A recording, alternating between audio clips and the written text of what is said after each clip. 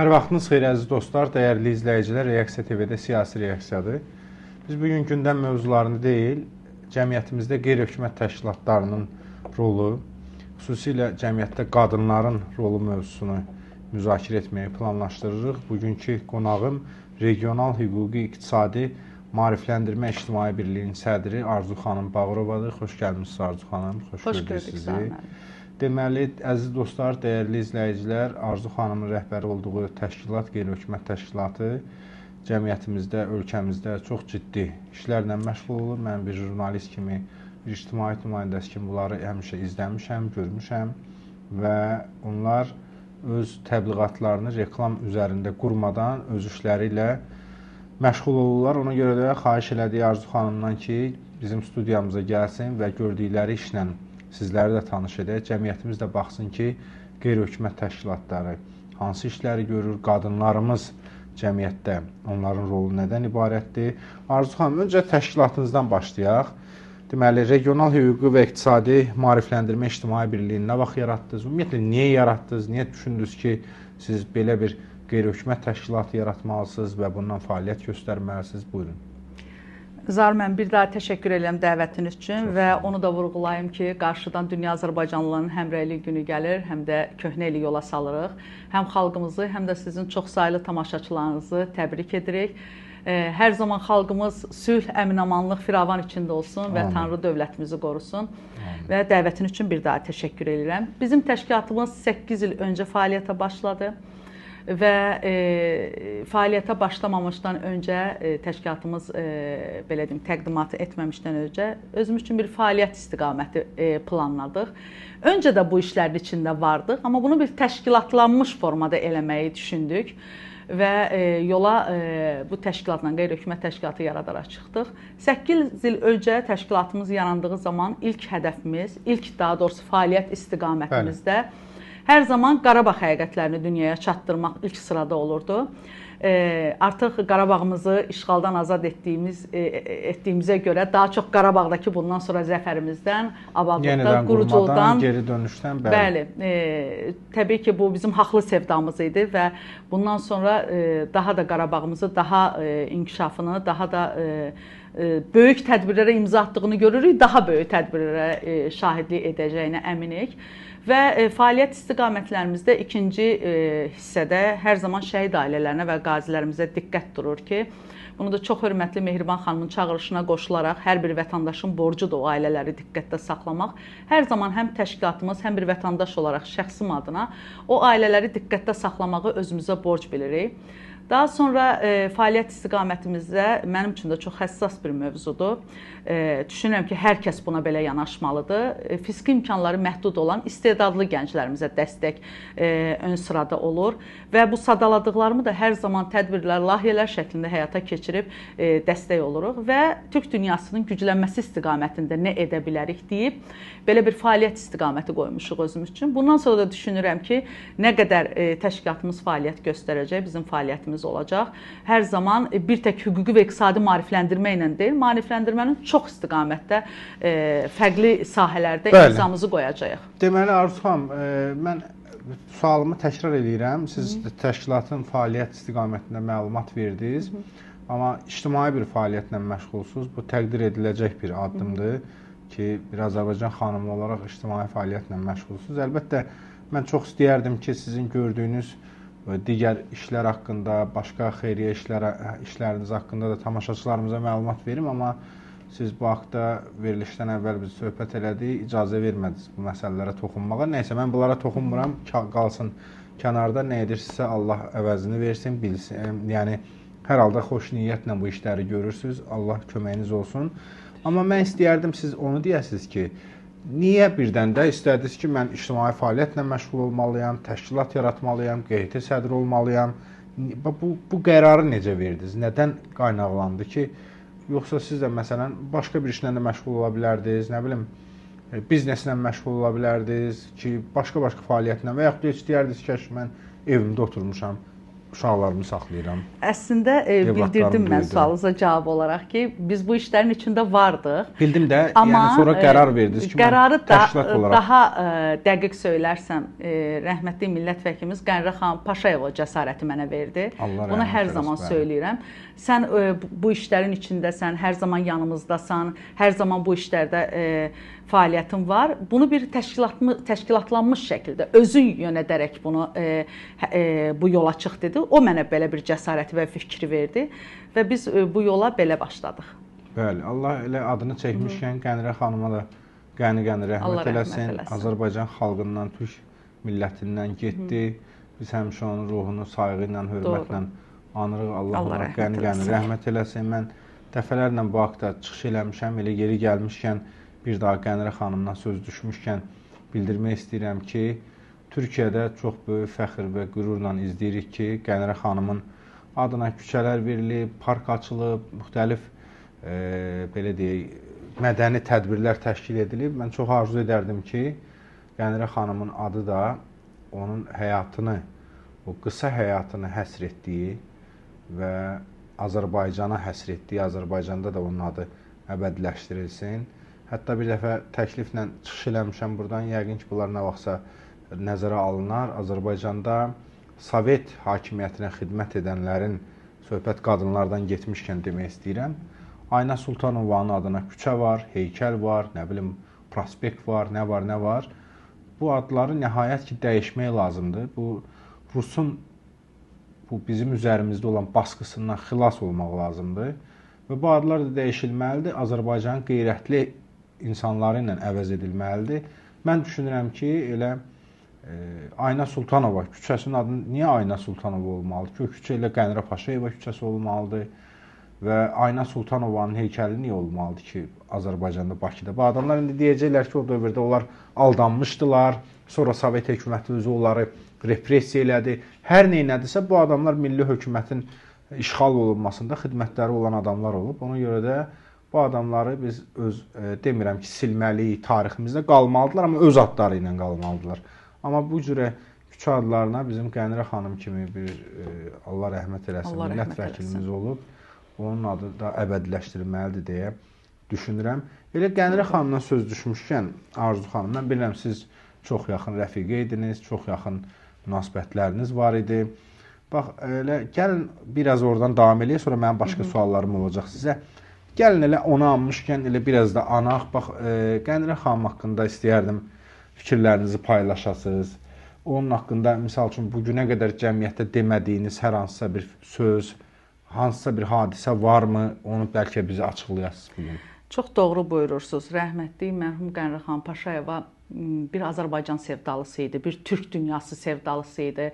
Biz uzun müddət təşkilatlarımız bərabər layihələr həyata keçirtmişik, tədbirlər eləmişik. Bugün də onun fikirlərindən biz faydalanırıq, otururuq, xatırlayırıq və ya bizim bir layihəmiz oldu o vəfat edəndən sonra. Çünki təşkilat olaraq biz o xanıma söz vermişdik o sərgini həyata keçirtmək üçün və mən düşündüm ki, o vəfa borcumu həyata keçirtməliyəm. Rəssam xanımımız Minarə xanımın sərgisini keçirtdik. Çox təəssüf, o özü iştirak edə bilmədi o sərgidə. Amma bilirsiniz ki, bu kimi insanlara qarşı o necə həssas idi. Bəli. Ümumiyyətlə, incəsənət insanlarına, hər sahədə kimə çatırdısa yetişirdi. Çox diqqətli adam idi. Çox həddən artıq və təbii söylədiyim kimi dövlətçilik ənənəsinə sədaqət, Türk dünyasının güclənməsi istiqamətində olan layihələri, ideyaları mən bugün də düşünürəm, həyata keçirtmək istədiyim o qədər çox tədbirlər, layihələr var ki, ondan qaynaqlamışam, o fikir verib bizə və ya onun arzusu olub həyata keçirmək üçün. Düşünürəm ki, ömür vəfa qılsa bunları həyata keçirdəcəyik və təbii ki, söylədiyim kimi biz ondan öyrənirdik və o da öyrətməyə açıq bir insan idi. Bildiklərini, doğru bildiklərini dostlarına, çevrəsinə, mən deyil, hər kəsə öyrədirdi. Amma cəmiyyətə açıq olmayan bir şeyi paylaşmağımı istəyərsinizsə, mən bunu heç bir zaman deməmişəm, amma vəfat edəndən sonra dedim ki, kaş ki Qənirə xanım Paşayeva evə tələsə biləydi, öz istirahətinə zaman ayıra biləydi, bir balaca da öz istirahətini düşünərdi. Çünki onun üçün istirahət, özünü düşünmək bu öncə sadaladıqlarımdan çox-çox sonra idi, bəlkə də zaman çatmırdı. Və mən o vəfat edəndən sonra mən dedim, kaş sən bəzi insanlar kimi evə tələsəydin. Yəni öz istirahətini düşünəydin, özünü düşünüb evə tələsəydin. Amma o həmişə deyirdi ki, çox yatacağıq. O qədər yatacağıq ki, heç kim bizi durğuzmayacaq. İndi işləmək lazımdır.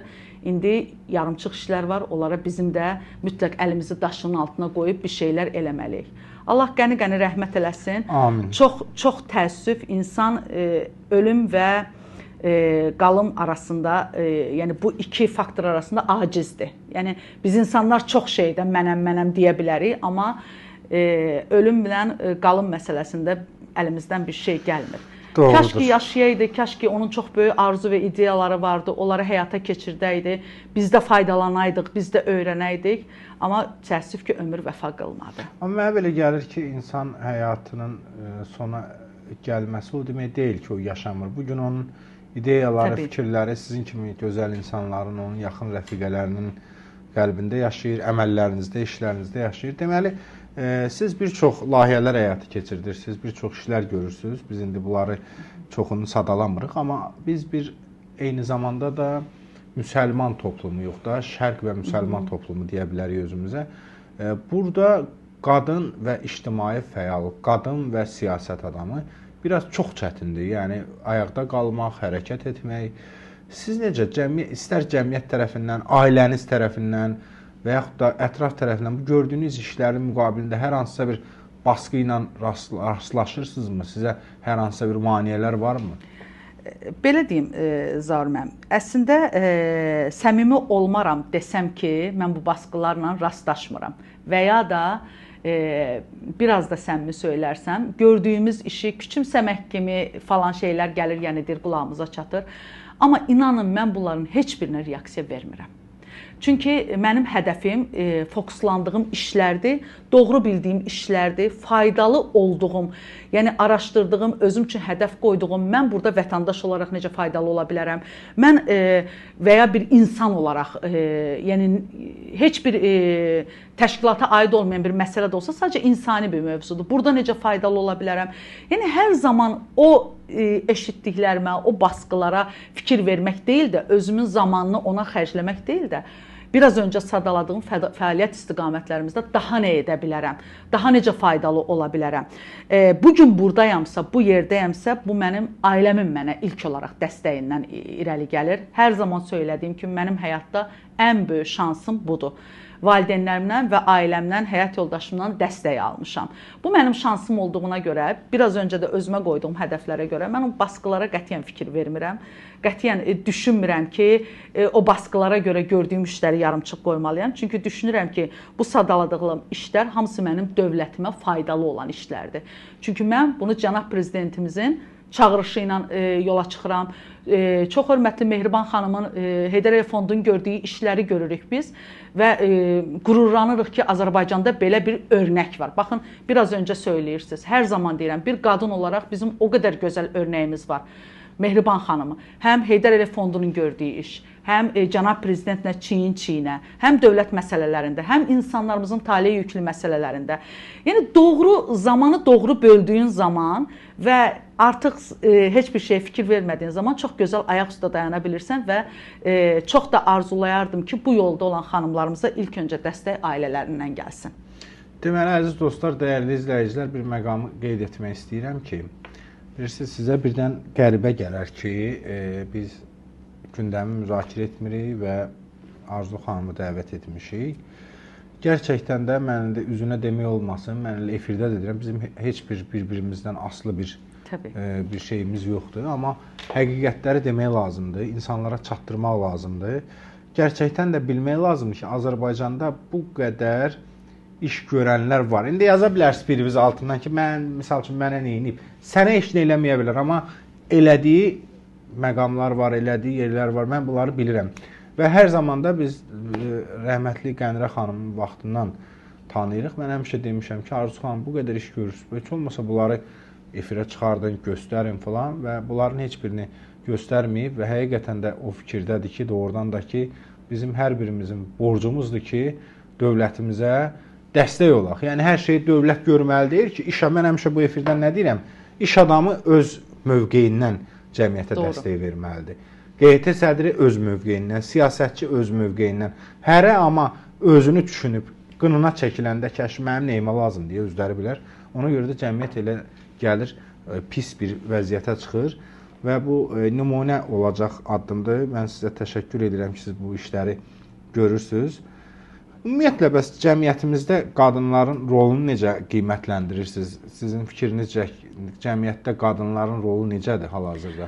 Baxın, biraz öncə bir haşiyə çıxım sizin sözünüzə qüvvət olaraq. Göstərdiyimiz işlərdən bir-ikisini saya bilərəm. Təbii ki, biz əgər bu yoldayıqsa işlərimizi də göstərməliyik. Keçən il bizim çox böyük gözəl layihələrimiz oldu. Hər zaman olur həyata keçirdiyimiz tədbirlər, layihələr. Məsələn, bizim şəhidimiz, bayrağımız adlı çox böyük bir layihəmiz oldu. Qardaş Türkiyədən 10 şəhid ailəsi Kırşəhərdən bir həftə Azərbaycanımızda qonaq oldu. Bir ay sonra da bizim 10 şəhid ailəmiz Kırşəhərə qonaq getdi. Bəli, bəli.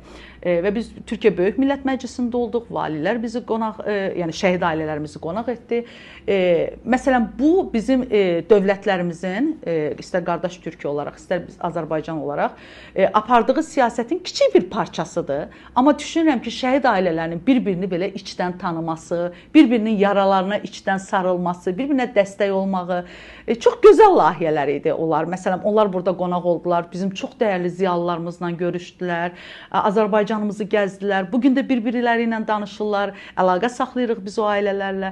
Yəni daha yaxından tanımaq, bu layihələri həyata keçirtmək və ya bizim... Məncə o layihələriniz dövlət maliyyə dəstəyindən olmayıb da, öz hesabınız oldu. O layihəmiz öz hesabımıza, gözəl dostlarımızın hesabına oldu. Çox sağ olsunlar. Buradan onlara da təşəkkürümü bildirirəm. Yəni mən istəyirəm bunu açaq ki, əziz dost, üzr istəyirəm. Mən istəyirəm tamaşaçılarımız üçün aydın olsun ki, yəni 10 nəfər gətirmişsiniz də deyəsən. Yəni 10 nəfər neçə gün qaldı burada? Bir həftə Azərbaycanda. Bir həftə misal üçün Azərbaycanda qalmaq, onların qalmağı, yemək, içmək, gəzmək falan, bunlar kifayət qədər vəsait tələb eləyir. Adətən bizdə dövlət də deməli qeyri-hökumət təşkilatlarına dövlət dəstəyi agentliyi vasitəsilə bu cürə layihələrə maliyyə dəstəyi verirlər. Amma Arzu xanımın təşkilatının özəlliyi ondan ibarətdir ki, bu dəstəyi almadan bu cürə layihələr həyata keçirib. Mənim yadıma gəlir bu dedikləriniz ki, həm burada, həm Türkiyədə siz Azərbaycandan apardınız şəhid ailələrini, orada da çox yüksək səviyyədə həm qəbullar oldu,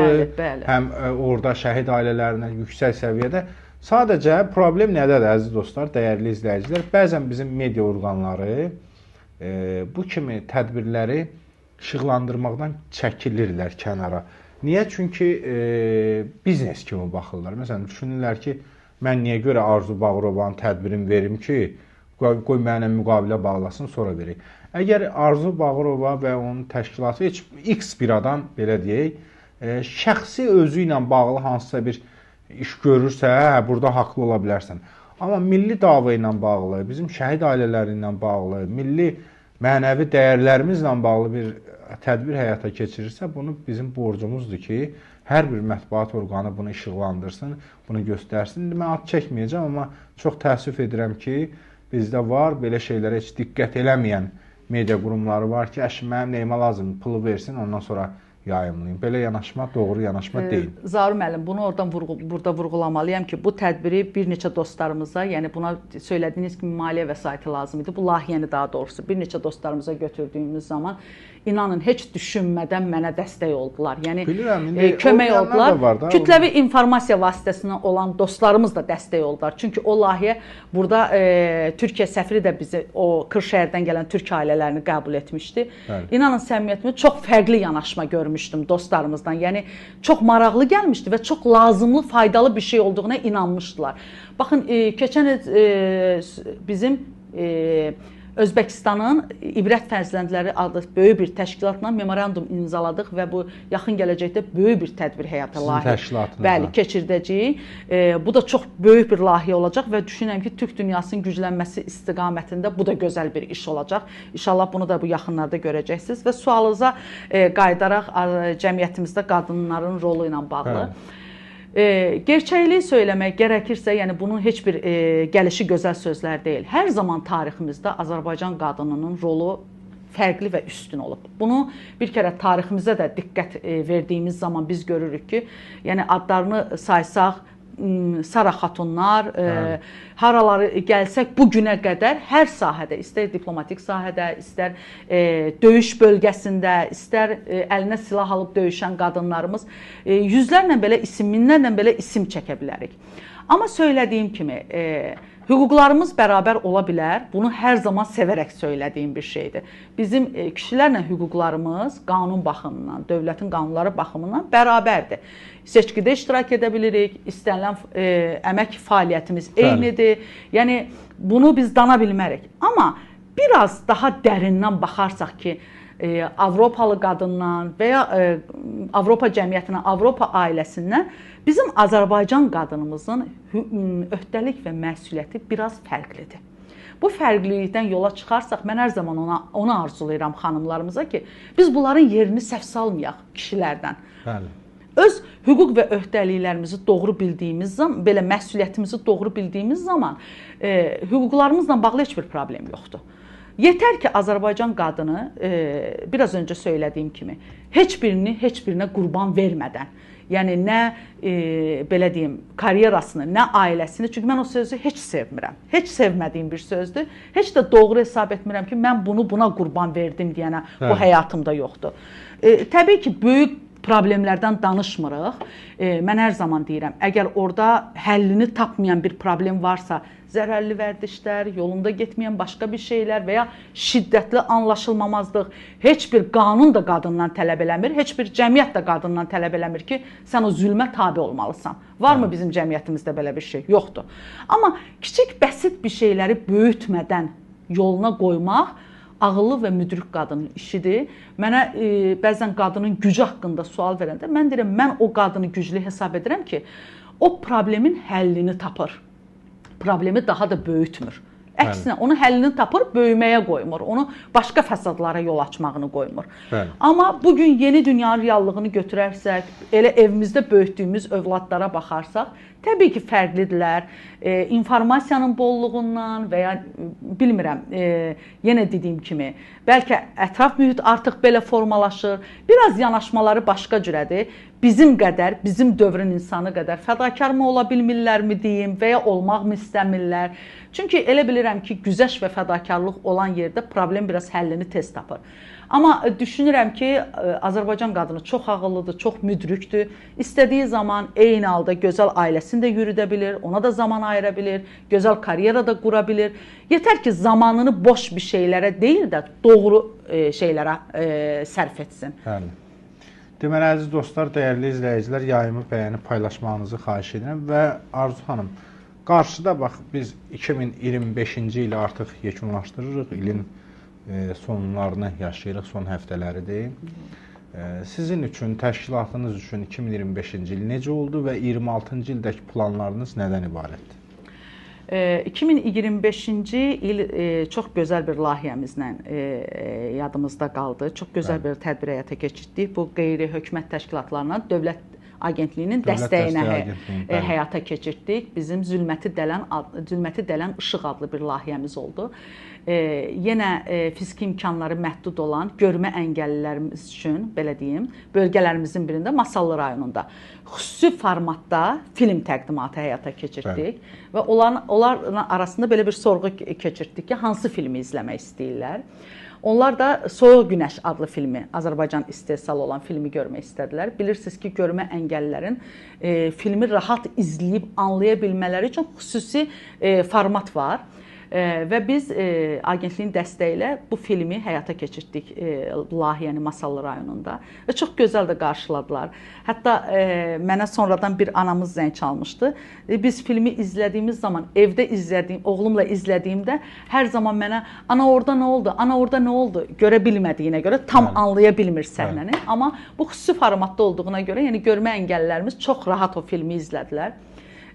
Bu layihəni həyata keçirdik və təbii söylədiyim kimi maarifləndirmə istiqamətində ümumiyyətlə harda faydalı ola biləriksə, yəni bu dövlətimiz adına, təşkilatımız adına bir vətəndaş olaraq mənim burada faydam nə ola bilər? Mənim əlimdən gələn fayda nədir? Təşkilat olaraq və ya bir vətəndaş olaraq necə fayda verə bilərəm deyə bilirəmsə və o işə imzamı ata bilirəmsə, bundan sonra da o işlərə imzamızı qoyacağıq. Üzr istəyirəm, deməli təşkilatınız mən görmüşəm, yəni bir neçəsini də baxmışam ki, maarifləndirmə istiqamətində təkcə bu kimi tədbirlərlə deyil, həm də çap nəşrləri də edirsiniz məncə. Bir neçə jurnallarınızı görmüşəm, broşurlarınızı görmüşəm. Bax, onlardan danışardı. Nələri çap məhsulu kimi maarifləndirmə istifadə Təbii ki, edirsiniz? yenə dediyim kimi adımızda maarifləndirmə olduğuna görə bugünə qədər təşkilatımız 50-nin üzərinə kitabın çapına və təqdimatına dəstək göstərib.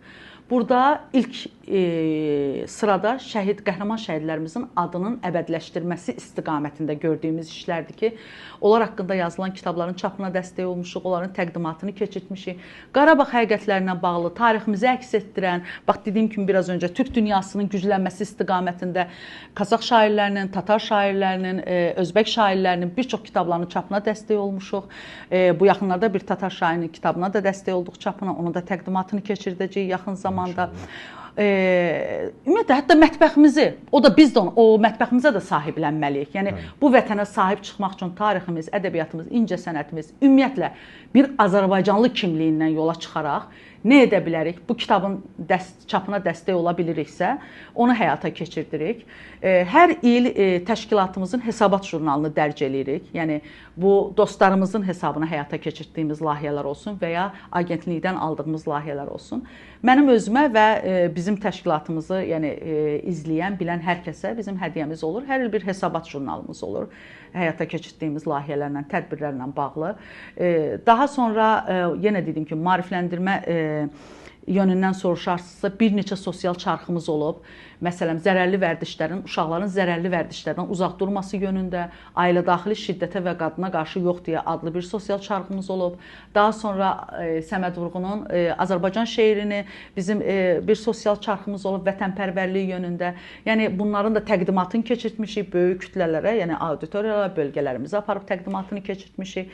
Yəni, belə deyim, bu istiqamətdə işlərimiz yenə davam etdirəcəyik. Və daha çox vacib nöqtə hansıdır və ya belə deyim, daha çox hansı işin üzərində işləməliyikdən də yola çıxıb faydalı olacağımız hər işə imzamızı qoymağa çalışacağıq. İnşallah. Belə çox sağ olun Arzu xanım. Mənə belə gəlir ki, həm qısa, həm lakanik gördüyünüz işlər barədə məlumat verdiniz. Əlbəttə bilirəm çox az məlumat verdiniz, amma nəyə gərək bildinizsə onları paylaşdınız bizimlə. Mən sizə təşəkkür edirəm.